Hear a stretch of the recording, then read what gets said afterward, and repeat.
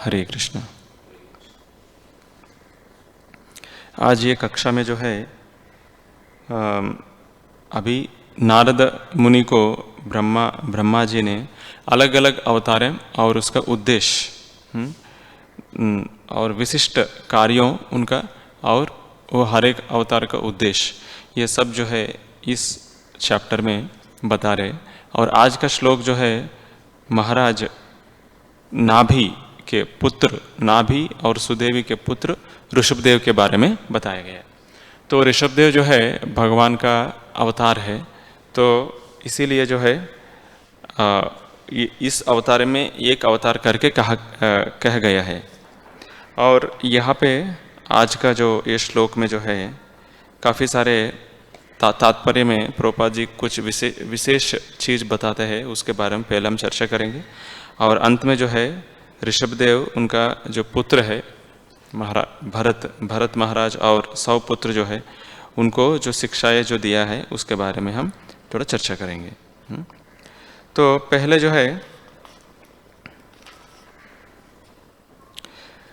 यहाँ पे नाभे रसा वृषभ आस सुदेवी सूनुर, सुदेवी और नाभि ये दोनों का पुत्र है।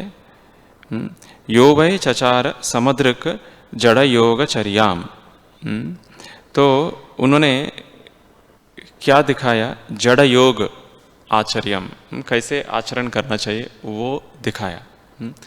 जैसे भगवान आके हर एक चीज़ का एक स्टैंडर्ड पद्धति जो है वो सिखाते हैं भगवान खुद आके। जैसे पिछले बार हमने देखा नर नारायण ऋषि में जो है भगवान खुद आके कैसे तपस्या करना चाहिए वो सिखाया।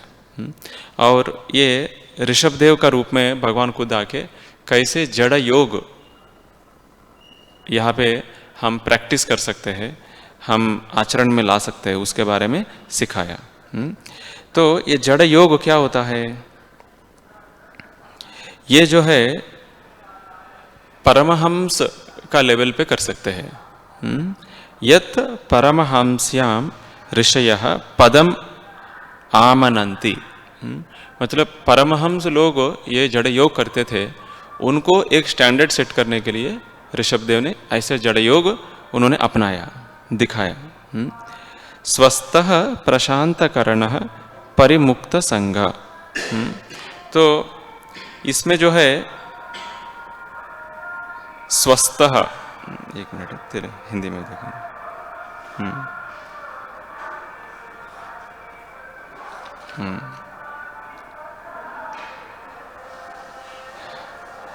इसमें जो है ये जड़ योग में क्या है, अपने खुद के ऊपर स्थापन करते हैं एक व्यक्ति, मतलब उनका जो इंद्रिय जो है पूरा एकदम कंट्रोल करके और बाह्य चीज से कुछ लेने देने बिना सारे कार्य करते हैं जड़ योग में। जैसे पत्थर, प्रभुपाद जी यहाँ पे लिखते हैं एक पत्थर जैसा, पत्थर जो है उनके ऊपर पानी भी गिरे या धूप भी गिरे वो कुछ रेस्पॉन्ड नहीं करते है ना, कुछ उसका कुछ वातावरण का कुछ भी उनके ऊपर लेने देना नहीं है। ऐसे ही जो है एक पत्थर जैसा एक योग है वो जड़ योग करके बुला जाता है।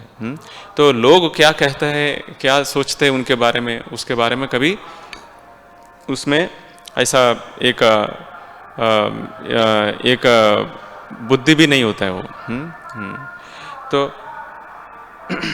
पूर्णतया मुक्त रूप में अवस्था है, ये अवस्था है ये। और भौतिक कल्मश के बिना जो है ये अवस्था है। तो इसमें प्रभुपाद जी पहले बताते हैं जड़ योग, ये जड़ योग जो है वो पहले पत्थर जैसा बनना, इंडिफरेंट टू मटेरियल थिंग्स। तो प्रभुपाद जी यहाँ पे लिखते हैं this stage is also accepted as the highest perfectional situation of liberation. मुक्ति का बहुत उच्च, बहुत अत्यधिक स्तर है ऐसा बताया जाता है। तो इसमें ये स्तर में एक व्यक्ति अपने आप में जो है one's own self, he situated in one's own self, अपने आप में वो निमग्न होता है और कंप्लीटली सेटिस्फाइड, बहुत संतुष्ट रहता है व्यक्ति। तो ये ऋषभदेव का ये जो आखिरी जो उनका बेटा भरत महाराज को बिठाते हैं सिंहासन में, और उसके बाद उनका जो कार्य है उसमें काफ़ी चीज़ है सीखने के लिए। एक है वो जड़ योग वो अपनाते हैं, जड़ योग अपनाता है। तो इसमें जो है एक है कि प्रशांत करणः, ये अपना इंद्रिय जो है उसको प्रशांत बनाना, ये सबसे इम्पोर्टेंट चीज़ है ये जड़ योग में। तो ऋषभदेव का इंद्रिय जो है वो तो भगवान खुद ही है, बट वो दिखाना चाहते हैं कैसे ये कर सकते हैं। और दूसरा क्या है, यहाँ पे प्रभुपाद जी एक और चीज़ बताते हैं कि ऋषभदेव जो है उनका जो मल मूत्र जो है, मल भी जो है बहुत सुगंधित थे। ऐसा बताया गया है 80 माइल जो है उसका सुगंध जो है बाहर जा रहे थे। तो यह है ऋषभदेव का पोजीशन। तो ये जड़ योग किया है, और ये जो मल का ये जो सुगंध है, ये दोनों का ये सारे चीज़ भगवान ऐसे क्यों किया है उन्होंने। एक है कि ये जो भगवान को जो कार्य है कोई इमिटेट नहीं कर सकते हैं, ये एक सिखाने के लिए। और दूसरा है ये जड़ योग भी एक प्रोसीजर है, बट ये जो है प्रभुपाद जी आगे आगे जाके लिखते हैं कि ये भौतिक जगत में खास करके ये कलियुग में जो है ये प्रैक्टिकल नहीं है, प्रैक्टिकल वैल्यू नहीं है। तो फिर कलियुग में क्या प्रैक्टिकल है, प्रभुपाद लिखते हैं वहाँ पे भक्ति योग। भक्ति योग जो है कलियुग के लिए प्रैक्टिकल है। तो bhakti yoga is feasible because it is just suitable to this age, क्योंकि ये जो कलियुग में जो है ये एकदम परफेक्ट फिट होता है भक्ति योग, और ये जड़ योग जो है ये प्रैक्टिकल नहीं है। तो इसमें इवन अभी भी जो है हम देखते हैं कुछ लोग पूरा ये भौतिक जगत को के परे जो है वो अपना खुद का बिहेवियर रखते हैं, अपना खुद का वार्तालाप रखते हैं। बट प्रभुपाद यहाँ पे क्लियरली बता रहे हैं ये जो है ये कलयुग के लिए प्रैक्टिकल नहीं है, फीजिबल नहीं है। तो ये भक्ति योग जो फीजिबल है, जो प्रैक्टिकल है, तो वो कहाँ से शुरू होता है, भक्ति योग कैसे शुरू होता है। भक्ति योग जो है श्रवण से शुरू होता है। श्रवणम कीर्तनम विष्णु स्मरणम, पहले प्रभुपाद जी लिखते हैं यहाँ पे श्रवण से। तो हम देखते हैं जैसे कलयुग स्टार्ट हुआ है, जैसे स्टार्ट हुआ कलयुग, और परीक्षित महाराज जो है उनको पहले एक ब्राह्मण के द्वारा जो है एक शाप मिलता है।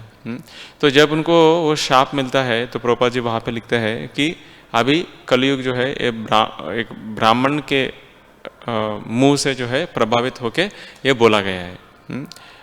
तो तब जो है कलयुग स्टार्ट हुआ। स्टार्ट होने के बाद तुरंत सुखदेव गोस्वामी ने क्या किया है, परीक्षित महाराज ने क्या किया, जाके एक महान व्यक्ति सुखदेव गोस्वामी जैसे महान व्यक्ति के पास पहुँच के तो उनको ये जन्म का उद्देश्य, ये मनुष्य जन्म का उद्देश्य मेरे को क्या करना चाहिए करके वो बैठे हैं, और उन्होंने क्या किया, सिर्फ सुना।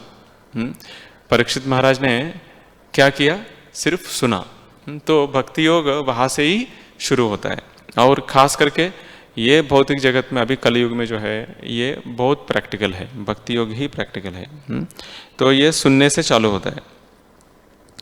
तो हम ये भी देखते हैं जैसे प्रभुपाद जी पाश्चात्य देश में गए तो वो जाने से पहले उन्होंने कैसे अपने खुद को जो है तैयारी किया है। प्रभुपाद जी ऐसा तैयारी किया है, पहले जो है भागवतम को तैयारी किया है उन्होंने। भागवतम लिखने के लिए वो पूरा पहला स्कंद रेडी होने के लिए प्रभुपाद जी 5 साल के ऊपर बहुत श्रम किया है, लगभग 10 साल। संन्यास लेने के बाद एक ही चीज़ में प्रभुपाद जी बिजी थे, क्या है, ये भागवतम ट्रांसलेट करना और उसको जाके छपा के उसको बुक्स बनाना। जैसे बुक्स बन गए प्रभुपाद जी बोले नाउ आई एम रेडी, मैं अभी रेडी हूँ पाश्चात्य देश जाने के लिए। तो प्रभुपाद जी जब मुंबई से जब वो बुक्स जो है वो शिप में, जलदूत का शिप में जब शिपिंग हुआ है, तो उस टाइम पे प्रभुपाद जी बताते हैं कि एक्चुअली मैं ये सोच रहा हूँ कि मैं नहीं जा रहा हूँ अमेरिका, मैं भागवतम को लेके जा रहा हूँ अमेरिका, ऐसा करके बोलते प्रभुपाद जी।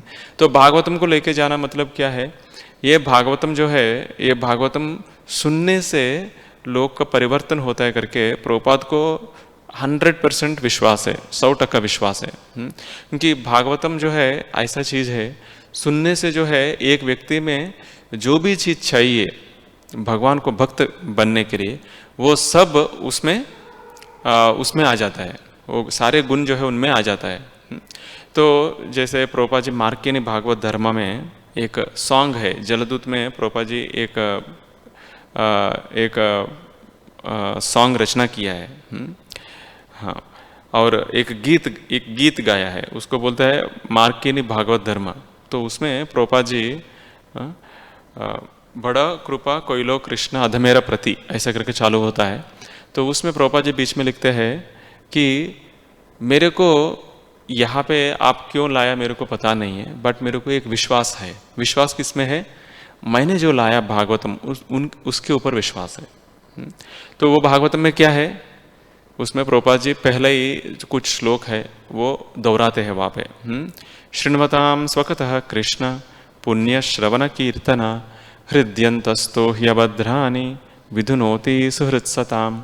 तो अगर ये लोग श्रद्धा से शृण्वताम स्वकतः कृष्ण पुण्य श्रवण कीर्तना, अगर श्रद्धा से सुनते हैं उनको पुण्य मिलेगा ये श्रवण कीर्तन से।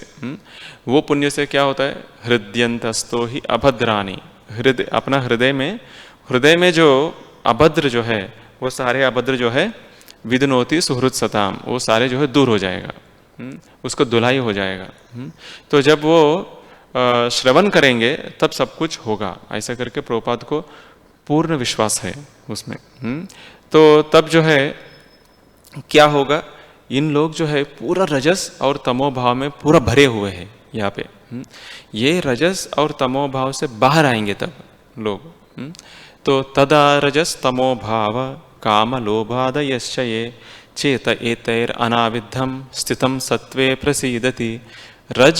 रजस और तमो भाव से बाहर आके स्थितम सत्वे प्रसीदति। तो स्थितम सत्वे मतलब वो स्थापित होगा सत्वगुण में। जब वैसा वो सत्वगुण में जब स्थापित होंगे तब जो है उनका हृदय ग्रंथि जो है वो तब टूटेगा। हृदय ग्रंथि क्या है? वो है काम वासना, सारे काम वासना और एक स्त्री पुरुष को आकर्षण, पुरुष स्त्री को आकर्षित, ये सारे जो है पूरा कट हो जाएगा। तो विद्यते हृदय ग्रंथि छिद्यन्ते सर्व संशया क्षीयन्ते चास्य कर्माणि विद्धि एनमिह वैरिणाम। तो ये विद्यते हृदय ग्रंथि जब कट होएगा तब जो है वो आके वो जाके जो है एक शरणागत भक्त जैसे वो सेवा करना चालू करेंगे। और प्रभुपाद का जो शिष्य में हमने ये भी देखा है कि शुरुआत में जो मंदिर है, जैसे लॉस एंजलिस मंदिर है और ये न्यूयॉर्क का मंदिर है, न्यूयॉर्क के बाद सैन फ्रांसिस्को और उसके बाद लॉस एंजलिस, ये सारे मंदिर में जो है भक्त बाहर रहने का कुछ ऐसा व्यवस्था नहीं था। और उस टाइम पे डिवोटी बोले तो फुल टाइम डिवोटी, भले वो ब्रह्मचारी हो गृहस्थ हो, है ना, वो मंदिर के बाहर कोई नहीं रहते थे। शुरुआत में सब लोग मंदिर के अंदर ही रहते थे। प्रभुपाद जी ऐसा नियम बनाए थे। और अगर मान लीजिए ऐसा टेम्पल हॉल है, एक जगह पे एक पर्दा होता था, इस तरफ पूरा प्रभु लोग, उस तरफ माताएं लोग, ऐसे सोते थे रात को। और ऐसे सो के जो है सुबह जल्दी जल्दी उठ के सब लोग एक या दो बाथरूम में सब कुछ वो रेडी होते थे। ये है प्रभुपाद का शिष्य। मतलब इतना शरणागत क्यों हुआ? क्योंकि विद्यते हृदय ग्रंथि, हृदय ग्रंथि जो है, जो काम वासना का ग्रंथि, इसको जो है वो प्रैक्टिकली वो सब लोग देखा। क्योंकि वो लोग वो स्तर पे जिए हैं उस टाइम पे। तो प्रभुपाद का इतना विश्वास भी है और उन्होंने दिखाया भी है प्रभुपाद। तो इसलिए प्रभुपाद जी यहाँ पे इस श्लोक में यहाँ पे बता रहे, ये जड़ योग जो है इस भौतिक जगत में अभी कलयुग में जो है ये प्रैक्टिकल नहीं है। प्रैक्टिकल क्या है? भक्ति योग है। भक्ति योग है, कहाँ से चालू होता है? वो श्रवण, वो सुनने से चालू होता है। तो और हम भी जो है यही तो कोशिश कर रहे हैं कि हर एक सालों साल जो है हम यही चीज़ करते रहते हैं कि हम अच्छा से हम ऐसा मंदिर आए और अच्छा से हम श्रवण करें और हमारा श्रवण में जो है ज़्यादा हमारा विश्वास भी बढ़े और हमारा उसमें श्रद्धा भी बढ़े श्रवण में। तो अगर ये चीज़ बढ़ते जा रहा है मतलब हम भक्ति में भी आगे धीरे धीरे बढ़ते जा रहा है, ये हम थोड़ा समझ सकते हैं।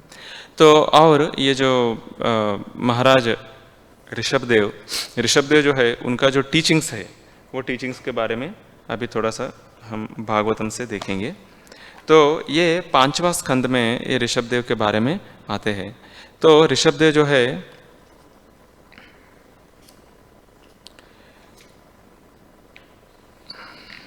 ये ऋषभदेव जो है जैसे इनका जन्म हुआ है वो उनका नाम ऋषभ करके क्यों आया है? ऋषभ बोले तो टॉप क्लास, मतलब फर्स्ट क्लास है ऋषभ।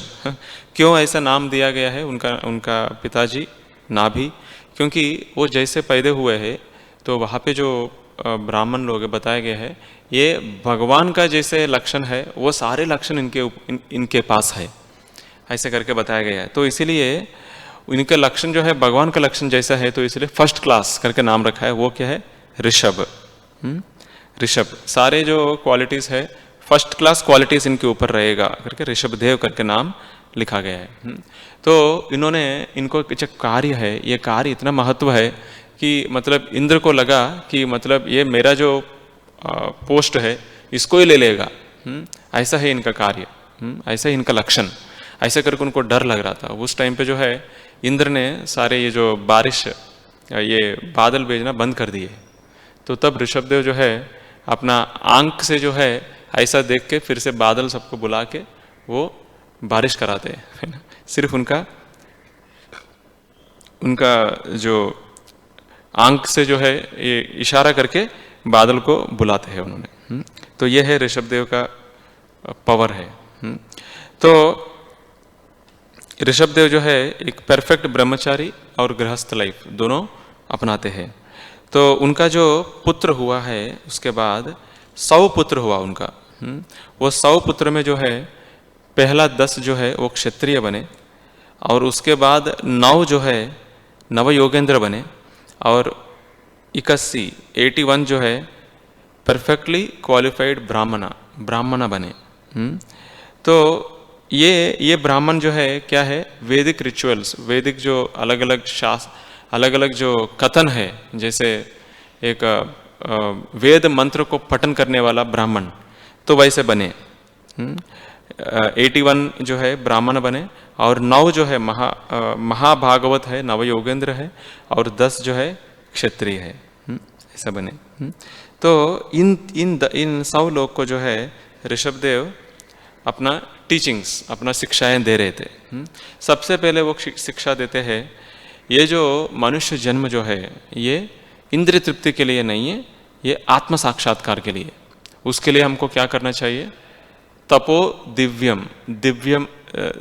दिव्य स्तर पे तप करना चाहिए। वो हमारा फेमस श्लोक है वो, नायम देहो बाजाम डुलोके कष्टान कामान अर्हते विडभुजाम्ये तपो दिव्यम पुत्रकायेन सत्वम शुद्धेत तस्मात् यस्मात् ब्रह्म सौख्यम त्वनंतम। तो उसमें जो है ये भौतिक देह जो है ये इंद्रिय तृप्ति के लिए नहीं है और ये दिव्य तप करने के लिए करके सबसे पहले उनका शिक्षा दिया गया है। और ये जो शरीर जो है यही शरीर जो है किसी को बंधन में भी डालते हैं या किसी को मुक्त अवस्था में भी लेके जा सकते हैं ये शरीर। तो इसमें जो है प्रोपा जी भा लिखते हैं महात्मा जो है वो महात्मा 2 तरीका के रहते हैं। क्योंकि दूसरा श्लोक में दूसरा जो उनका टीचिंग्स है उसमें बताते हैं कि महत् सेवाम द्वारम आहुर विमुक्तेस, अगर महत् का सेवा करते हैं वो मुक्त हो जाता है, मुक्त हो जाता है। तमो द्वारम योषिताम संग संगम, अगर कोई योषित का संग करते हैं तो मतलब एक स्त्री पुरुष और पुरुष स्त्री और उसी रिलेशन के लिए जीते हैं लाइफ, तो वो जो है तमो द्वारम योषिता संग संग, वो तम का द्वार में चले जाता है, मतलब वो नरक के द्वार में जाते हैं। महंतस्ते समचित्ता प्रशांता विमन्वय सुहृद साधवोय। ये महंत कैसा है? समचित्त है, प्रशांत है। तो वैसा महात्मा का हमको आश्रय लेना चाहिए ये मनुष्य जन्म में। तो इसमें जो है महात्मा जो है दो तरीका का रहता है। एक है ब्रह्मवादी, एक होता है, और एक है भक्त रहता है। तो वहाँ पे प्रभुपाद जी लिखते हैं ये ब्रह्मवादी जो है वो जो है समचित्त और प्रशांत है, हाँ? और भक्त जो है वो भी प्रशांत है, क्योंकि उनका जो बुद्धि जो है सिर्फ भगवान के ऊपर निमग्न होता है।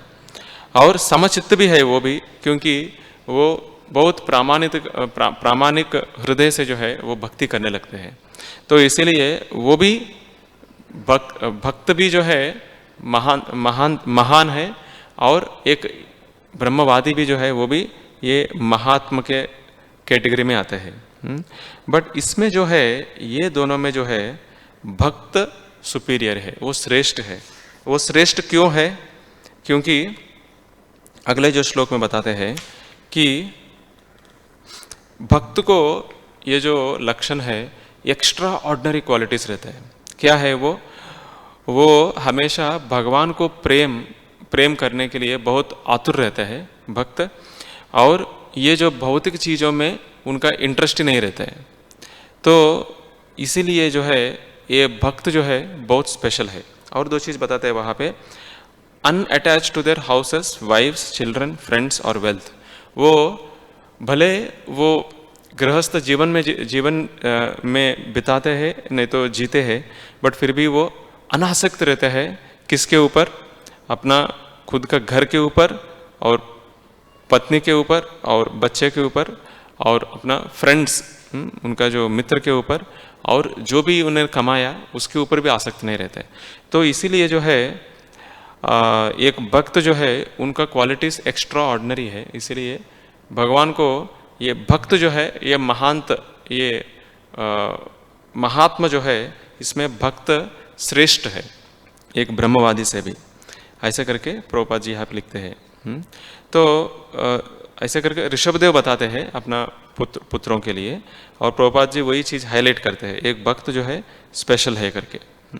तो ये अपना मानव जन्म किसके लिए होना चाहिए? ये जो जन्म मृत्यु जरा व्याधि चक्कर जो है इसको अंत करने के लिए अपना प्रयास हमेशा होना चाहिए। तो उसमें जो है नूनम प्रमत्ते कुरुते विकर्मा।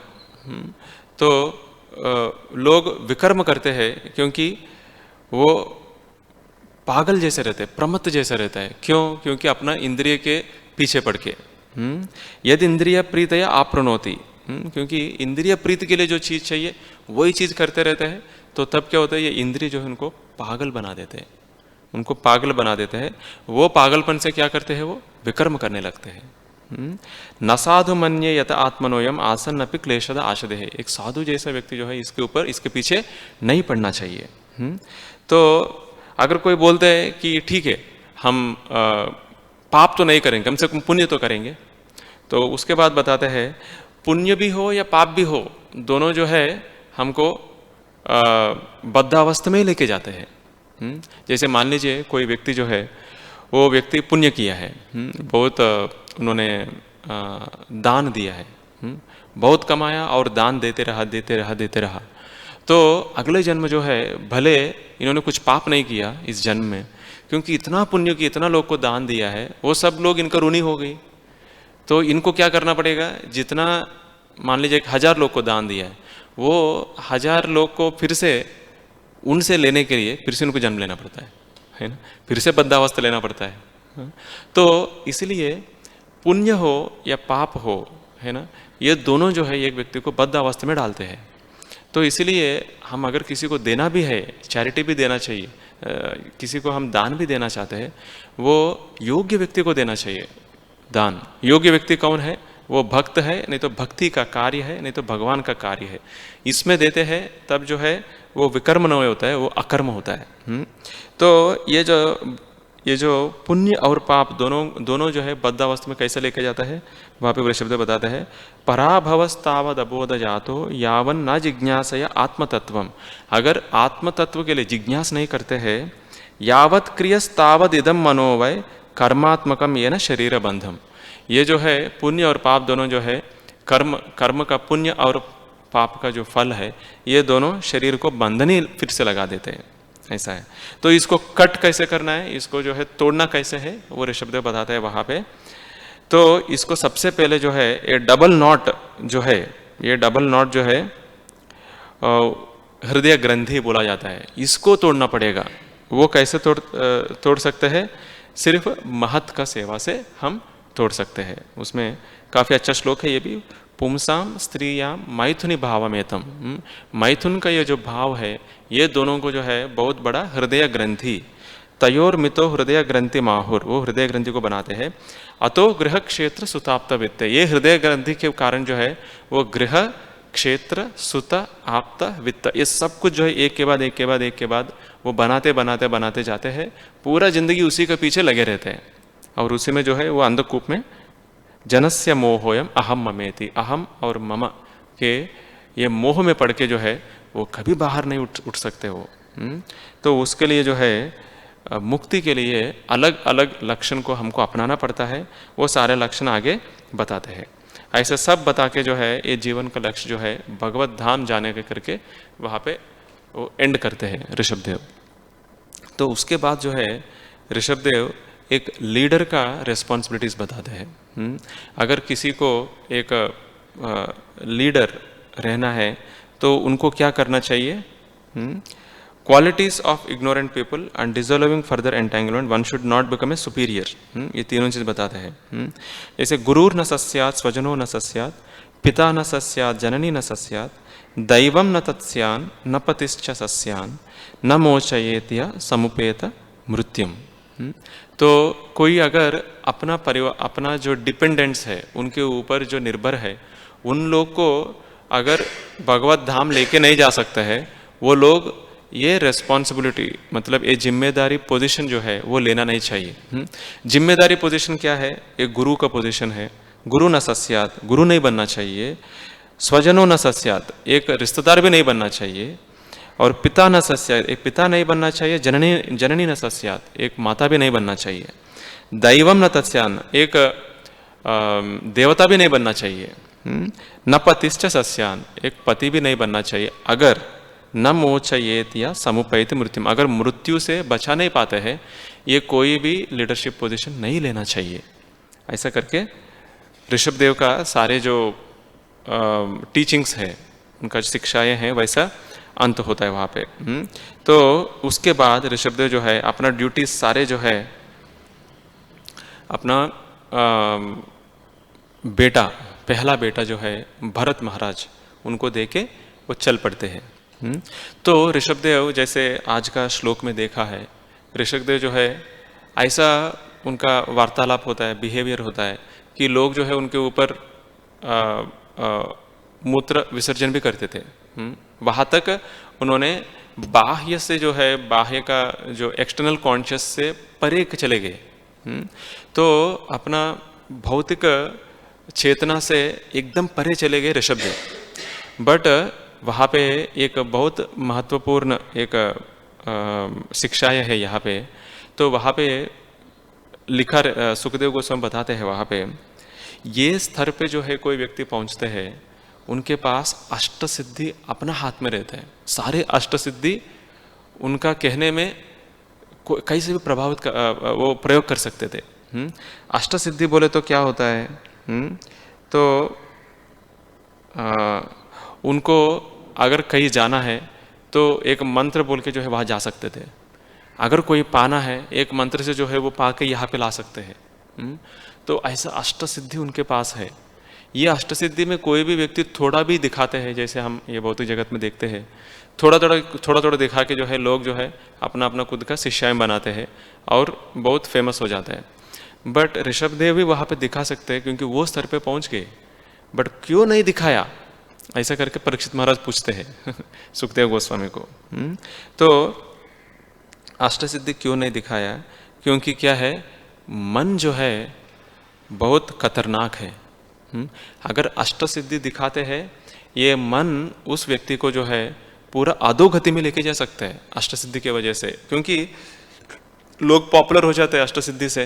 पॉपुलर होने के बाद जो है उसके बाद हम भी देखते हैं ये भौतिक दुनिया में हम जैसे बचपन से हम देखते आया, कोई बहुत फेमस हो जाता है तुरंत जो है किसी स्त्री से नहीं तो कुछ ऐसा स्कैम से जो है पूरा फट करके गिर जाता है। क्यों वो गिरे क्यों? वो शुरुआत में जो है उनको इच्छा नहीं था ऐसे कोई स्त्री से कुछ व्यवहार करे, नहीं तो कुछ पूजा लाभ प्रतिष्ठा के पीछे जाए, वो नहीं था शुरुआत में। बट वो तो सिद्धि तो प्राप्त किया है, योगी तो थे, थोड़ा बहुत योग का प्राप्त तो हुआ है, बट उससे जो आने वाला पूजा लाभ प्रतिष्ठा जो है वो एक व्यक्ति को जो है वो मन का स्तर पे कुछ भी कराना चाहते हैं बाद में। इसीलिए ऋषभदेव जो है इतना योगी का स्तर पे थे और भौतिक चेतना से परे है, बट फिर भी कोई एक सिद्धि भी इस्तेमाल नहीं किया उन्होंने। सब कुछ उनका डोर स्टेप पे है, उनका दरवाजे पे है, बट एक भी इस्तेमाल नहीं किया है। तो तब जो है सुखदेव गोस्वामी ने परीक्षित महाराज को ये मन का जो नेचर मतलब उनका स्वभाव बताते हैं। 3 श्लोक में बहुत अच्छे से बताते हैं मन का स्वभाव कि the restless mind can cheat at any moment. ये जो विचलित जो मन जो है, मन हमेशा विचलित रहते हैं, बट वो भगवान का सेवा में जब लगाते हैं तभी अविचलित रहता है, नहीं तो मन हमेशा विचलित रहता है। तो restless mind can cheat at any moment, ऐसा विचलित मन जो है कभी भी एक व्यक्ति को नुकसान पहुंचाते हैं। उसके लिए न कुर्यात् कर्हिचित् सख्यम मनसि ही अनवस्थिते यद विश्रम्भाच चिराच शीर्णम चष्कंदा तप ऐश्वरम। तो न कुर्यात् कर्हिचित् सख्यम, never make friend with one's own mind. अपना मन से कभी भी हमको फ्रेंडशिप नहीं बनाना है। और दूसरा श्लोक में क्या, the mind is like an unchaste wife. एक पत्नी है जो अनचेस्ट है, जो चेष्ट नहीं है। तो एक पुंसचली बोलते हैं इसको, पुंसचली जैसा है। एक अनचेस्ट वाइफ जो है वो कभी भी जो है उनको पत्नी को मार भी सकते हैं, पति को। एक अनचेस्ट वाइफ जो है वो पति को कभी भी मार सकते हैं। तो वैसा जो है एक मन जो है हमेशा अनचेस्ट है, तो उनको कभी भी हम उसके ऊपर कभी हमको विश्वास नहीं रखना चाहिए। तो वो जो है नित्यम ददाति कामस्य छिद्रम तम अनुरेयेरया योगिना कृतमैत्रस्य पत्युर्जायैव पुंसचली। तो एक पति को जैसे पुंसचली जो है उनको भी मार सकते हैं, वैसे जो है ये मन के ऊपर अगर हम विश्वास रखते हैं, विचलित मन के ऊपर, तो वो कभी भी उनको मार सकते हैं। वही उनको मारने के लिए एक साधन हो जाएगा। तो ये मन क्या है, वो मन वो भी बताते हैं यहाँ पे। ये मन जो है ये 6 अनर्थ का एक गोडाउन है। कामो मन्युर्मदो लोभ शोक मोहो भयादया कर्म बंधश्चयन्मूला स्वीकुर्यात् कोनु तद्बुधा। बुधा एक बुद्धिमान व्यक्ति कौन इसको स्वीकार करेगा, क्योंकि ये हमेशा किससे भरा होता है, कामो मन्योर मदो लोभा शोक मोह भय, ये 4-5 अनर्थ से भरे होता है और शोक से मोह से भय से हमेशा विचलित रहता है। शोक फॉर द पास्ट, तो शोक होता है जो चीज हो गया उसके ऊपर हमेशा शोक करते रहते हैं। मोह हमेशा अभी जो चल रहा है उसके बारे में सोचते हैं, हमेशा मोह में रहता है। और भय फ्यूचर में क्या होगा इसके ऊपर हमेशा भय पे रहता है। तो अगर कोई व्यक्ति को शोक हमेशा आता है, नहीं तो मोह में रहता है, नहीं तो भय में रहता है, मतलब ये हमेशा मन का स्तर पे ही है वो। तो ये स्तर से जो है एक व्यक्ति ऊपर आना चाहिए। तो इसीलिए ऋषभदेव को ये सब पता है, तो इसीलिए वो इतना परमहंस का रूप में है, परमहंस का लेवल पे है। और ये जो जड़ योग में पूरा उनका सिद्धि प्राप्त हो गए, बट फिर भी कोई भी अष्ट सिद्धि का कभी उपयोग नहीं किया, क्योंकि उनको पता है ये मन जो है पुंसचली जैसा है, एक अनचेष्ट है, वो कभी भी ये एक व्यक्ति को गिरा सकते हैं। तो इसीलिए ऋषभदेव कभी चांस नहीं लिया। तो ऋषभदेव का लाइफ में हम ये देख सकते हैं, एक है ये इतना महान व्यक्ति है, ये खुद भगवान ही है। वैसे तो उनका लक्षण जो है, इतना अच्छा लक्षण है उनका, उनका नाम ही ऋषभ, मतलब फर्स्ट क्लास ऐसे करके नाम रखा है उनका पिताजी ने। और उनका सारे कार्य भी ऐसे है, एक ब्रह्मचर्य लाइफ भी अच्छे से निभाया और उसके बाद गृहस्थ लाइफ भी अच्छे से निभाया। ये दोनों ब्रह्मचर्य गृहस्थ लाइफ के बाद उन्होंने वानप्रस्थ या संन्यास का रूप में, सिर्फ संन्यास नहीं थे, वो परमहंस लेवल पे चले गए।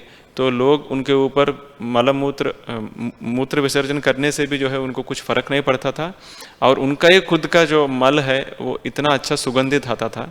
वहाँ तक उन्होंने सिद्धि प्राप्त किया है, बट फिर भी कोई भी सिद्धि उन्होंने इस्तेमाल नहीं किया, क्योंकि वो मन जो है कभी भी एक व्यक्ति को कभी भी उसको गिरा सकती है, इसके वजह से उन्होंने नहीं किया करके ये सब जो है ऋषभदेव ने सिखाया। ग्रंथराज श्रीमद् भागवतम की जय, श्रील प्रभुपाद की जय। अगर हम बोलने में कुछ त्रुटि तो क्षमा कीजिएगा। हरे कृष्ण।